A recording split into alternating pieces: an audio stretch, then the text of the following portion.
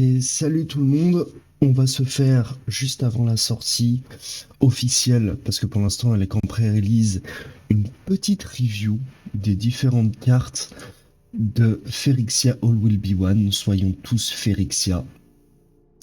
On va discuter de quelques cartes, donner un peu l'avis pour tout, et on va commencer par les petits archétypes que va proposer cette extension, qui sont assez classiques, je dois avouer, mais ils peuvent être intéressants. Donc dans la lignée des dernières extensions, on va avoir pas mal d'artefacts.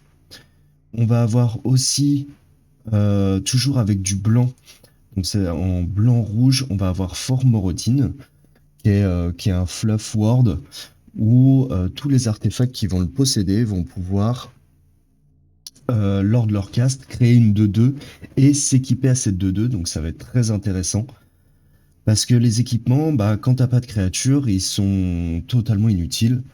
Alors que là, bah, peut-être ils pourront faire quelque chose parce qu'en fait, ils s'affranchissent de cet équipement, de la nécessité d'une créature pour s'équiper, et ça peut être assez intéressant.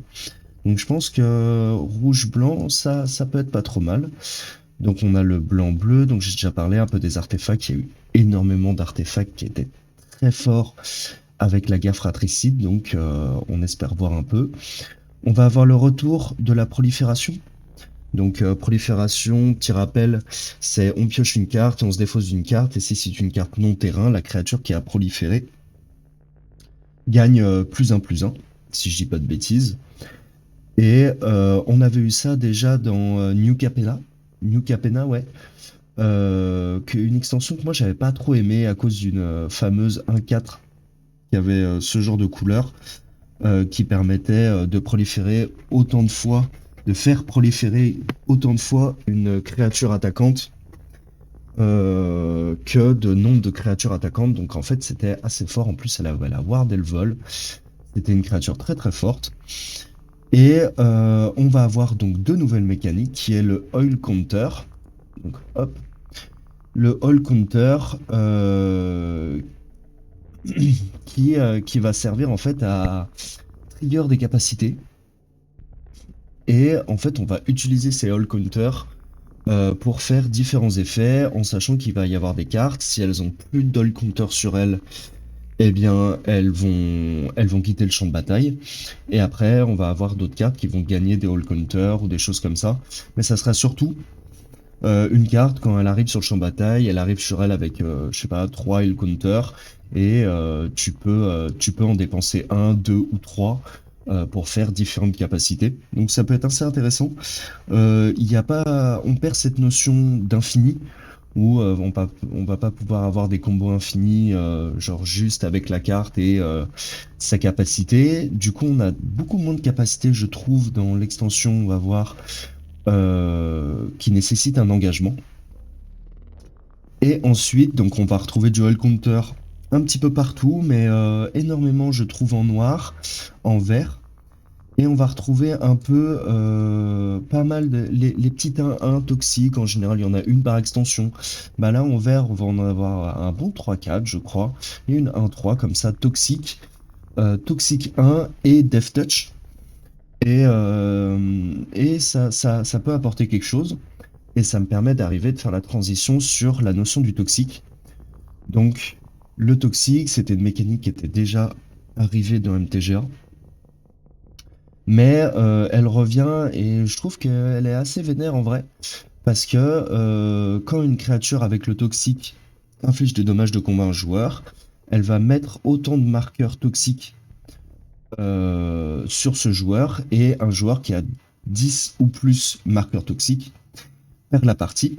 Donc ça peut donner des choses intéressantes, en sachant que c'est euh, une autre win condition qui peut être assez intéressant, même s'il faut toujours toucher un peu au point de vie pour avoir ces all counters. Et on a d'ailleurs un petit Planeswalker qui, quand on le joue, on peut mettre jusqu'à... on peut faire en sorte qu'un joueur, il ait jusqu'à 9 Toxic, Toxic Counter, en sachant que bah, à 10, Il est malheureusement mort. Donc ça peut faire quelque chose. Franchement, je suis assez motivé. Donc là, on a le Poison Victory, on vient d'en parler. Donc c'est les marqueurs poison, hein. Toxique, c'est la Death Touch. Donc c'est les marqueurs poison. C'est un petit manque de vocabulaire de ma part. Et donc ça va tourner autour de ces trois mécaniques. On va avoir de la prolifération, dual counter et du poison, globalement. Je pense que ça va tourner autour de ça. Après, on a un peu d'équipement, un peu d'aggro. Il y a des cartes aggro qui sont assez intéressantes, on va voir. D'ailleurs, on va passer juste après. Et tout ça va venir s'équilibrer un petit peu. Et on verra ce que ça peut voir. Donc, là-dessus, on a absolument toutes les cartes de la future extension. On va commencer, avant de voir les cartes, je pense, hop, ça va être tout en bas. C'est les différentes alternatives art. Et on va pouvoir commencer avec les terrains qui, je trouve, sont très beaux. Je trouve sont très très beaux, notamment ceux en langage phérixien. Franchement, ils sont magnifiques. Là, j'ai rien à redire. Ils sont très très beaux. J'avais adoré le vitrail de Dominaria uni, mais là, franchement, c'est du même niveau. Franchement, chapeau.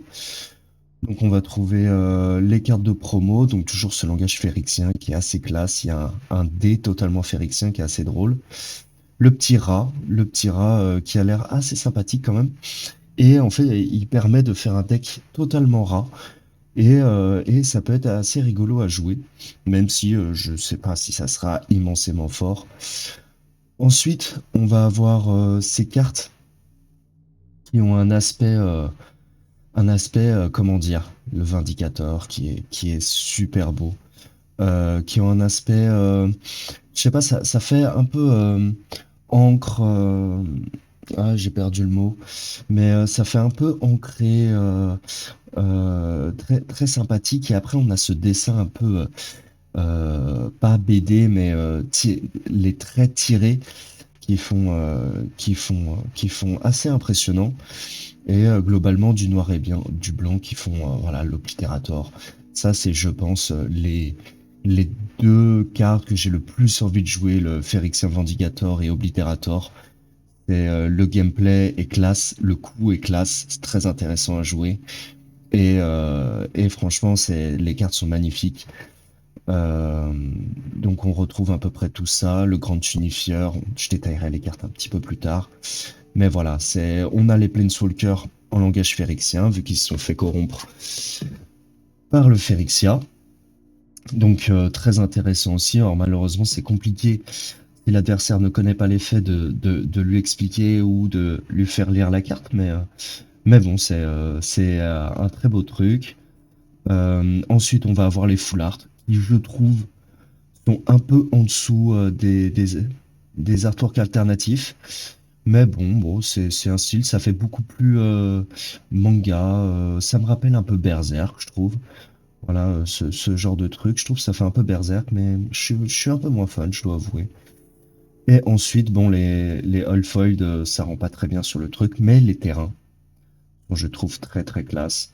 Ensuite, on aura les borless, les choses comme ça.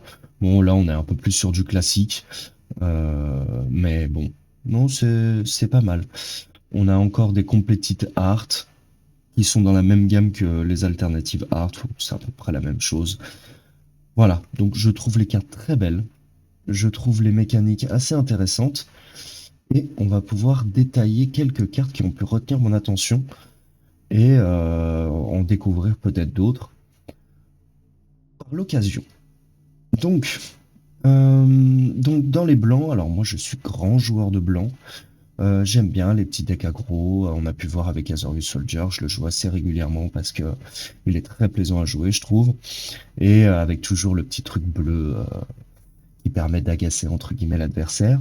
Mais on va avoir bon la carte centrale, une des premières cartes qui a été teasée, si ce n'est la première carte qui a été teasée, qui est assez intéressant.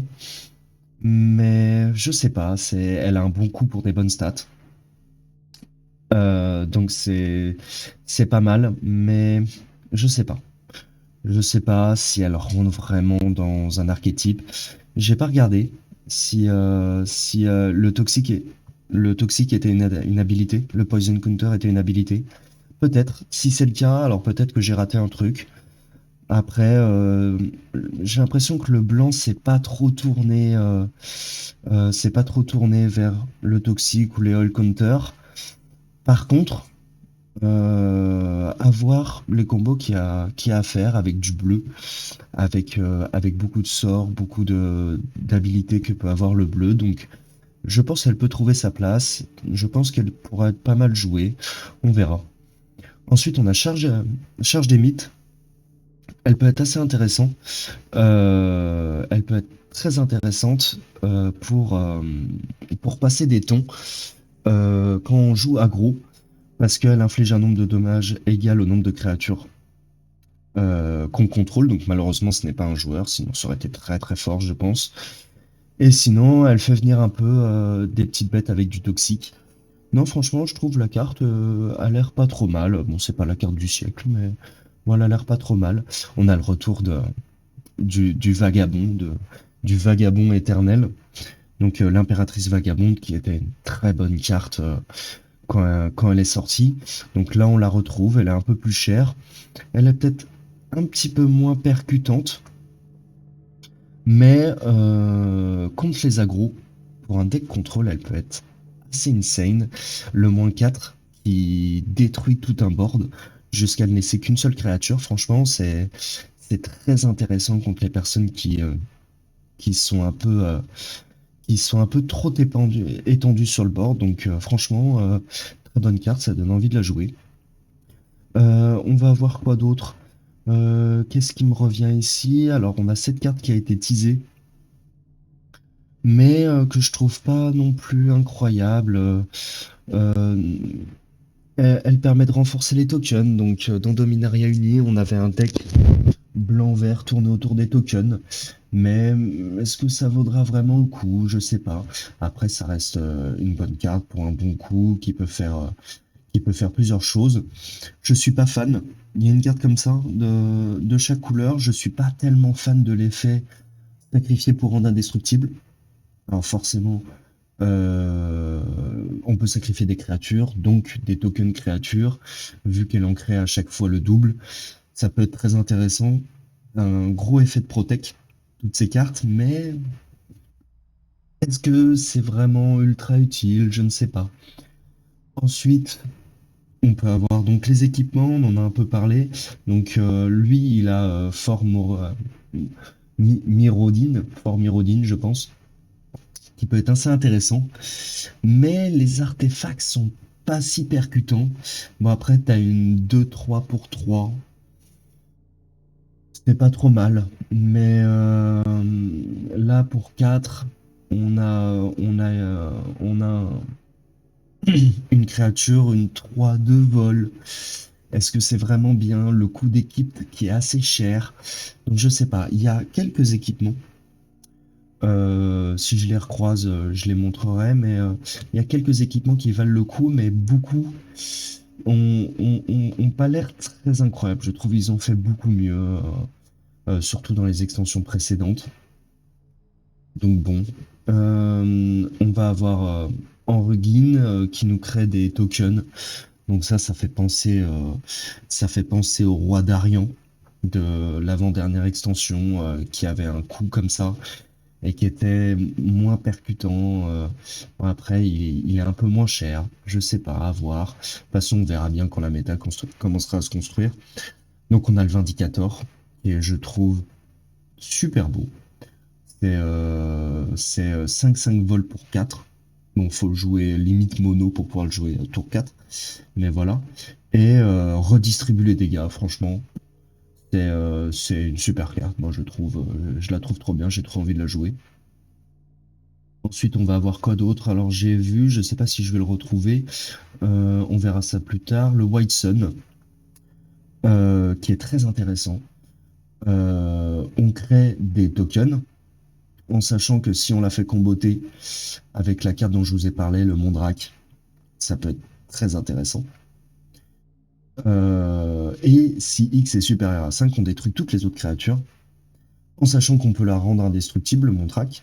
Donc ça peut être très intéressant. Par contre, c'est le combo des deux cartes. Faut faire un peu attention. C'est pas une vérité absolue, mais franchement, très belle carte. Toujours contrôle. Je pense que le blanc sera très contrôle. Après, si je remonte un peu, on a des cartes qui sont très aggro. Donc le Blazed, on va avoir quoi d'autre? On va avoir celle-ci qui est pas trop mal. On va avoir, ah ça y est, je l'ai retrouvé, l'équivalent du Brutal Qatar. L'équivalent du Brutal Qatar, enfin c'est un mix entre le Brutal Qatar et une carte qu'on avait eue d'une extension qui est sortie du standard à la dernière rotation, je me souviens plus son nom, mais qui permettait d'exiler une carte avec une valeur de 4, je crois que c'était 4 et là on s'est passé à 3 ou peut-être que c'était déjà 3, je me souviens plus. Donc ce qui peut être assez intéressant. Par contre, pour le même coup, on a des stats peut-être un petit peu plus intéressantes. Je pense le Brutal Qatar était pas fait pour vraiment faire des dommages.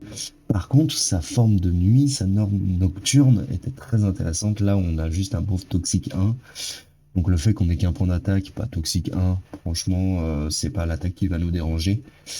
Par contre, oui, elle va pas être aussi fort, mais je pense qu'elle va être pas mal quand même. Elle va être pas mal quand même. Par exemple ici, 4-4 pour 6. Alors déjà c'est coup dur, avec le vol certes, mais pour 6, peut-être pour 5 ça aurait été pas mal. Surtout qu'en plus sur sa capacité, on a une assez grosse contrainte je pense. 3, c'est pas tant que ça. C'est pas tant que ça, je dois avouer, c'est pas tant que ça.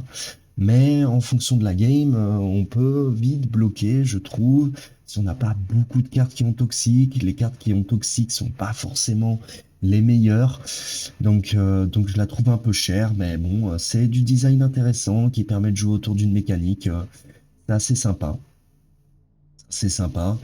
On va passer un peu dans les bleus. Alors dans les bleus, on va avoir toujours de l'équipement. Alors ça, j'ai pas trop compris. On a de l'équipement, mais est-ce que c'est vraiment le rôle du bleu? Je sais pas. On verra. Après, ça peut copier, ça peut faire des petites choses. On a, on a Brindy Ending, qui est assez intéressant, qui me fait penser à faire disparaître. Donc, amener la fin, c'est une carte intéressante, je trouve. Après, elle a pas le même aspect que faire disparaître, qui est vraiment super fort, je trouve, avec le victime 1. D'ailleurs, on a perdu cette notion de victime, mais bon, c'est pas le plus gros truc. Ensuite, on va voir Jace, qui je trouvais pas trop mal, mais bon, pas incroyable non plus. J'ai vu Minor Step, que je trouve pas incroyable, je dois avouer. C'est un, c'est assez compliqué, je trouve. À voir, je sais pas. On va retrouver beaucoup de prolifération. Alors la prolifération, il faut en fait des cartes. La prolifération va tourner autour d'une carte. Et, et en fait, c'est assez compliqué à dire parce qu'il y a des cartes, elles rendent proliférer trop bien. Et il y a d'autres cartes qui ne rendent pas tellement service à la mécanique. Mais bon, faudra essayer de voir s'il y a vraiment une carte qui est trop bien en prolifération, c'est à voir. Le prologue, franchement x4, c'est x4 dans un deck bleu, contrôle, enfin tempo plutôt. On avait eu le Startle, je me rappelle plus du nom français, mais on avait eu le Startle. Franchement, c'est trop bien pour deux, tu pioches une carte, tu mets un compteur poison. Franchement, ça fait très bien le table, je trouve. Un peu de oil counter, mais bon, c'est à voir. Les artefacts vont assez bien dans les oil counters.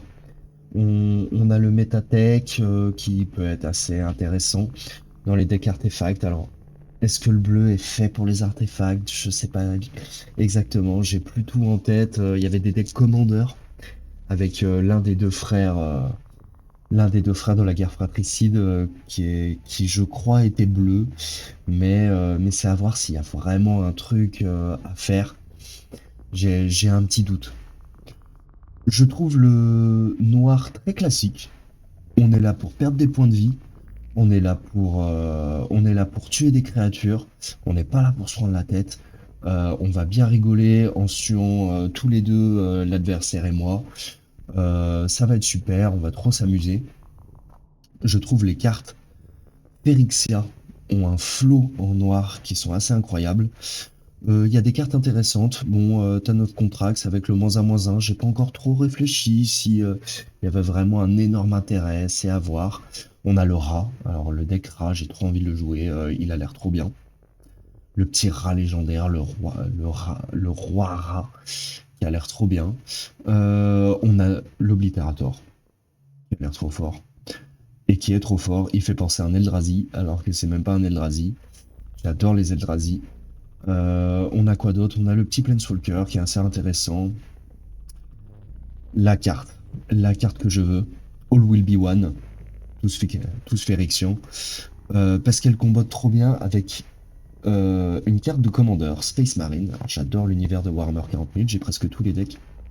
Ils ont sorti avec MTGA. Et cette carte, avec Red Terror, elle est trop bien. Donc, Red Terror, on va voir un peu ce que ça donne. Mais deck Tyrannide. All Will Be One va nous permettre de infliger un point de dégâts à un joueur quand on va mettre un compteur +1/+1 ou tout autre compteur sur une de nos cartes et la Red Terror à chaque fois que il y a une source bleue qui inflige des dommages de combat. On met un compteur +1/+1 sur la Red Terror.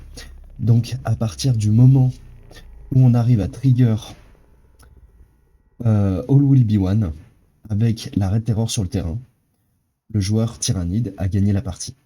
Genre, c'est vraiment ça, il a gagné la partie.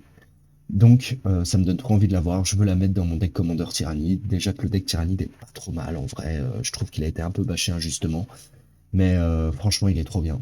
Donc, on va voir ce que ça fait. Genre, limite, je fais que cette vidéo pour celle-là. All Will Be One, je la veux. Elle est trop bien. Voilà.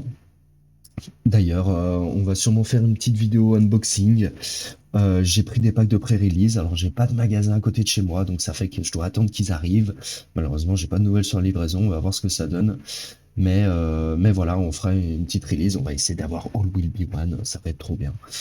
Donc ça fait qu'on est un peu en retard pour ouvrir les cartes, mais bon, là je les présente, c'est pas mal, on voit toutes les cartes au lieu de voir qu'une seule, qu'une seule partie avec un pack de release.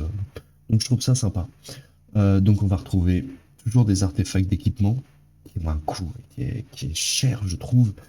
Mais on va voir s'ils peuvent faire quelque chose. Mais je trouve que les artefacts sont chers. Les artefacts d'équipement, hein. Il y a des artefacts qui sont très très forts.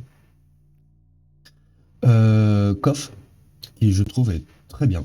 Parce qu'il va infliger beaucoup de points de dégâts. Il coûte que 4, donc il arrive assez tôt dans la game. Il a un +2, ce qui est très bien, je trouve. On a même un enchantement, je crois, bleu, qui permet au Planeswalker d'avoir un -12, jouer un tour supplémentaire. Un tour supplémentaire en rouge. T'as gagné la partie, je pense. Bon, après, c'est compliqué d'aller jusque-là. Il faut tempo. Je pense pas que ce sera le meilleur combo, mais bon, ce combo existe au cas où, en commandeur, ça peut être pas mal.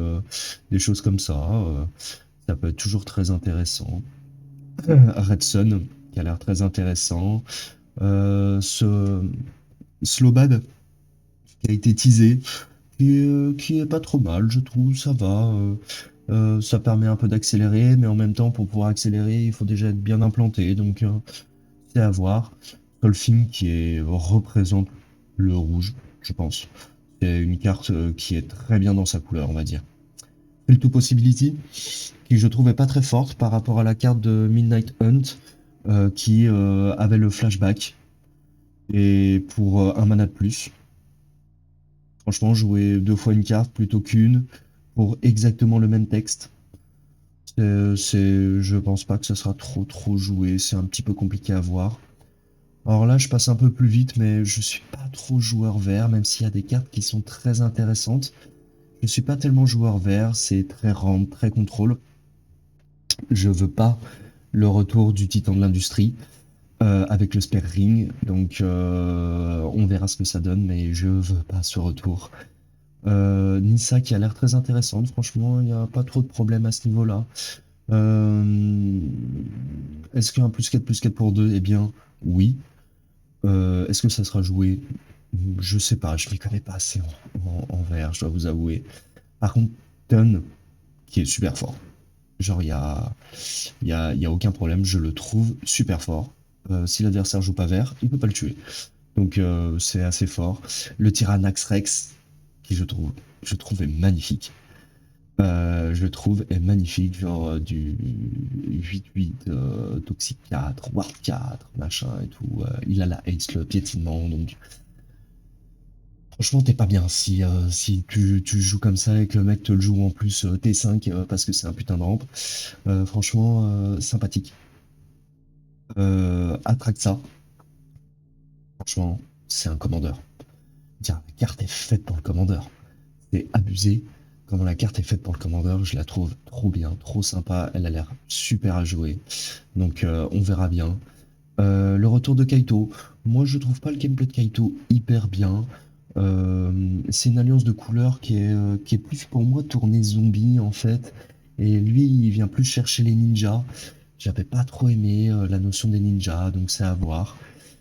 Rouge vert, qui peut être très intéressant avec le petit Luca, qui peut être très intéressant. Alors moi j'aimais bien les loups-garous, même s'ils sont pas forts, je les aime bien, donc à voir si on peut faire des trucs, ça peut être sympa. Ils reprennent pas mal de couleurs, de plein de mécaniques différentes. Euh, à voir comment ils s'associent avec, parce qu'ils font pas partie de l'archétype, tout en étant très intéressants pour eux. Donc c'est à voir, franchement. On a l'Argentium, qui je trouve en fait est juste beaucoup trop cher. Je trouve qu'il est trop cher. Parce que tu dois sacrifier l'Argentium, à part si tu te défausses une carte. Certes, tu peux détruire une carte avec la carte défaussée, mais genre, il aurait pu coûter 4 quand même, je me dis. On a les artefacts assez classiques qu'on peut sacrifier pour en gros 2 parce que tu le joues pour un et ensuite pour un tu peux le sacrifier piocher une carte. C'est pas trop mal. Mais est-ce que ça vaut vraiment le coup? Je sais pas. Peut-être une. Ça permet de remplir une dernière carte qu'on n'a pas eu, qu'on n'a pas trop eu dans une draft, mais en dehors de la draft, c'est très limite, je trouve. Le Monument of Perfection, qui a l'air trop fort. C'est une 2-2, c'est une 9-9 pour 2, grossièrement parlant, mais très intéressant, je trouve. Très très intéressant.